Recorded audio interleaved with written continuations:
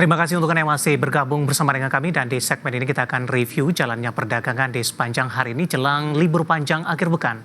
Dan kami ingatkan kembali Anda masih bisa berpartisipasi di WhatsApp interaktif di 0812 di 8788 di 3723 seperti yang tertera di layar televisi Anda nantinya.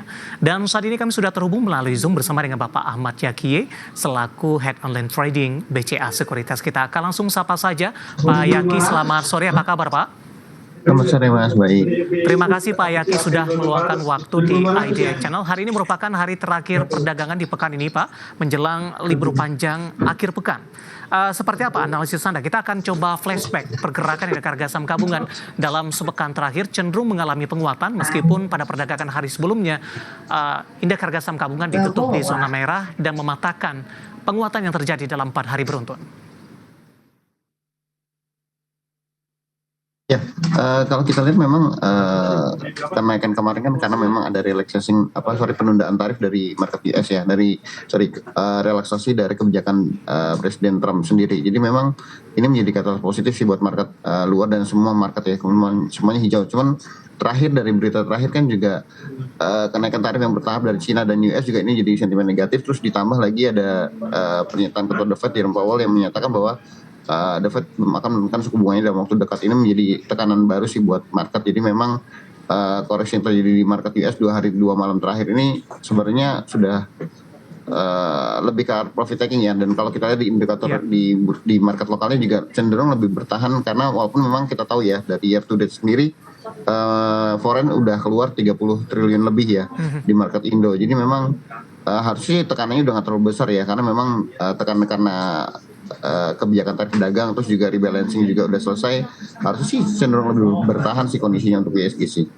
Baik, secara teknikal hari ini indeks harga saham gabungan sempat melemah ke 6.300-an, tapi dengan tinggal beberapa menit 6.400 tampaknya masih akan mampu dipertahankan. Apa yang bisa dianalisis Pak, terutama dari sisi teknikal, kemampuan indeks harga saham gabungan tetap bertahan di 6.400? Ya harusnya sebenarnya kalau kita lihat pergerakannya sendiri ISG masih cukup kuat ya untuk bertahan di atas 6.370-an. Jadi sebenarnya kalau dilihat dalam termin yang lebih pendek dalam hitungan jam cenderung ISG masih cenderung bullish ya. Jadi saya masih optimis ISG masih bisa potensi penguatan lanjutan kecuali ada berita yang negatif minor dari market US nanti malam, kita nggak tahu atau di weekend ini. Cuman kalau lihat harusnya tidak ada berita yang sentimen negatif lainnya, harusnya ISG masih cenderung penguatan ya untuk di hari Seninnya sih.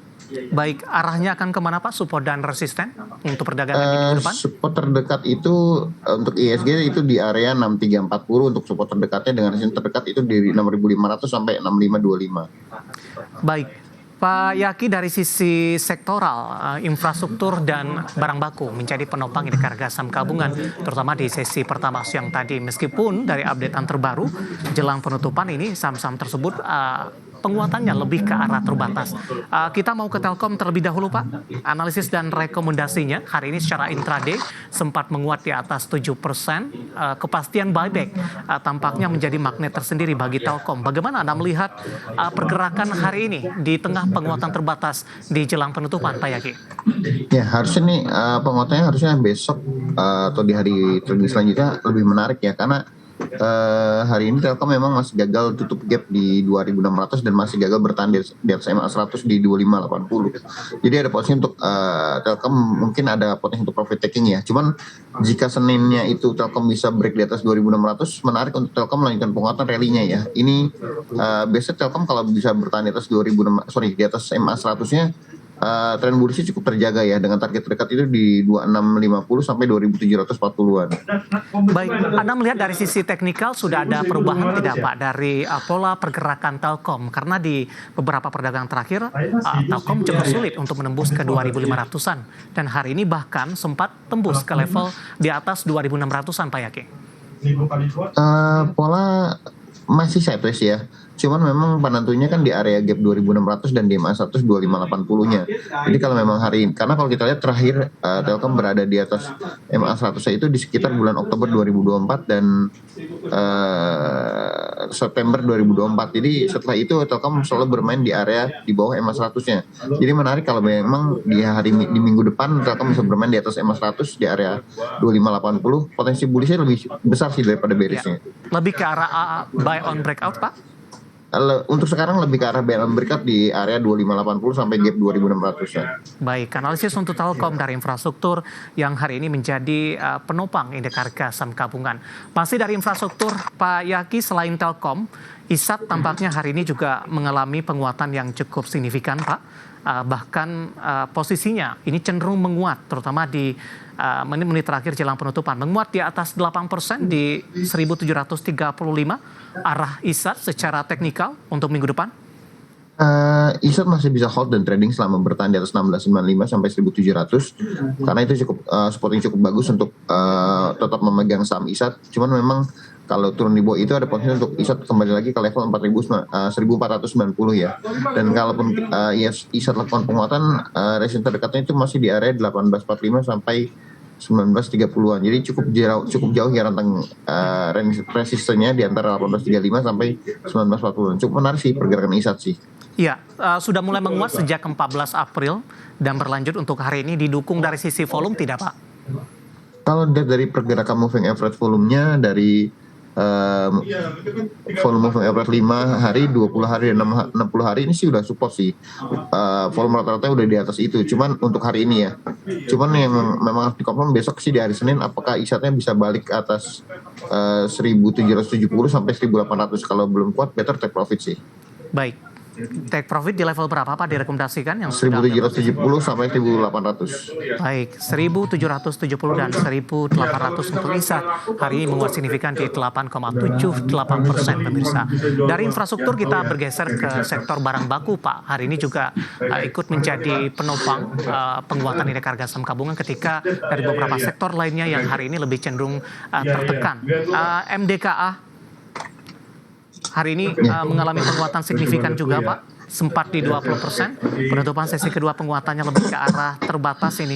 Bagaimana analisis Anda untuk MDKA dan rekomendasinya untuk minggu depan?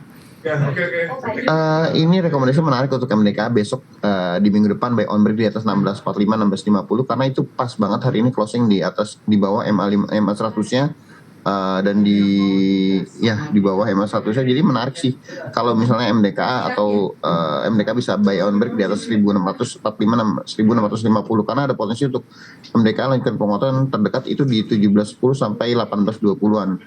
Dan ini juga kan kalau dilihat dari pergerakan emiten-emiten yang related dengan emas ini masih cenderung lagging ya. Jadi masih menarik untuk lihat pergerakan penguatan dari MDKA sendiri sih. Baik, apa yang membedakan dari sisi teknikal Pak Yaki dengan saham-saham emiten emas lainnya di mana MDKA hari ini melonjak signifikan sendirian? Karena memang tadi yang udah kita bahas Mas, jadi ada dua saham related emas yang masih agak lagging. Yang pertama itu MDKA, yang kedua itu Aman. Jadi masih cenderung, tiga. Satu lagi United Tractor. Jadi kalau kita pergerakannya masih jauh di bawah sih dengan kondisi yang MDKA lebih baik secara produksi emas daripada BRMS, tapi harganya masih jauh di bawah. Jadi menurut saya sih menarik sih untuk melihat pergerakan MDKA, Aman, dan United Tractor. Oke, sebelum jeda untuk Aman, Pak Yaki, singkat saja reviewnya. Hari ini tiba-tiba ditarik ke atas di jelang penutupan menguat 5,76% di 6425 minggu depan. Minggu depan harusnya ada potensi untuk buy on break di atas 6450 karena ada potensi untuk tutup di atas upper Bollinger Band-nya itu di area 68 sampai 6890-an.